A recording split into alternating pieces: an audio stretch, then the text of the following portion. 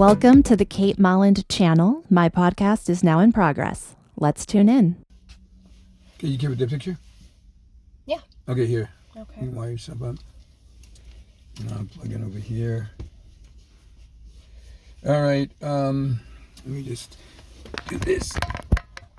Okay. Recording audio through USB mic. Okay, we're good. Okay. Okay, ready? On three with your question. Okay, Jay, what's your question for today? Okay, here's a question that has come up in some of the comments and emails, and that is, do you have a boyfriend? Now, this is a yes or no question. Do you have a boyfriend? No. Why not? Why don't you have a boyfriend? Well, I'm a grown up. I'm a grown woman. And boyfriend seems very like high school, college, and I'm certainly past that. So the term boyfriend doesn't really sync with me. Okay, then do you have a man friend? No. I mean, I have a few, but no, not in that capacity. Okay, well, let me rephrase the question. Are you romantically involved with a man at this time? And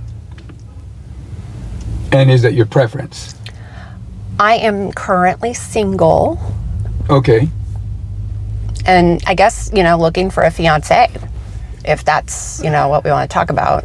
Okay, so it sounds to me then you would rather have a fiance over a boyfriend. Yes. And so the question I want to know is, okay, so if you want a fiance over a boyfriend, how do you get to the fiance without a boyfriend?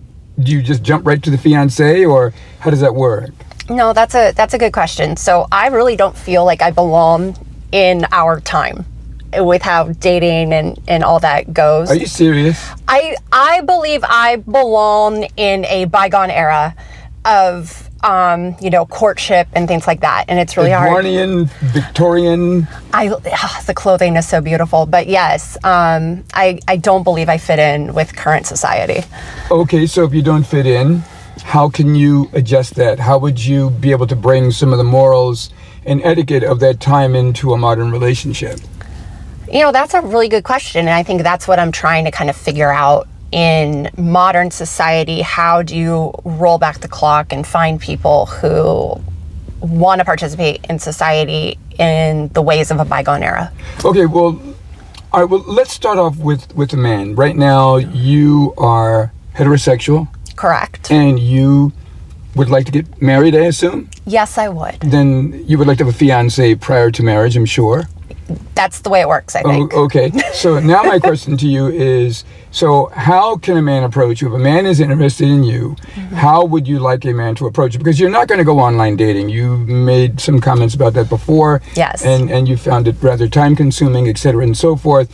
But what I'm asking is, how can a man approach a woman like you? I mean, first of all, you're a busy lady.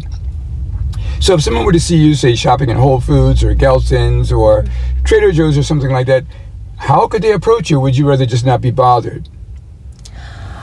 Sometimes my energy comes across as I don't want to be bothered, which is a really poor energy if you're trying to meet new people or engage in activity and things like that. But isn't that common with most women? Aren't there a lot of women out there that would love to be in relationships, but they give off this repellent energy, like, go away, I don't want to be bothered.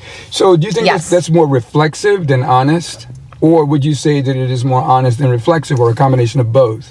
I think it's a combination of both, because women do want to protect their energy, and they want to protect their space. And, interacting in society today, there's a lot of scary stories out there. So I think, I would like to believe that women are operating on a safety level.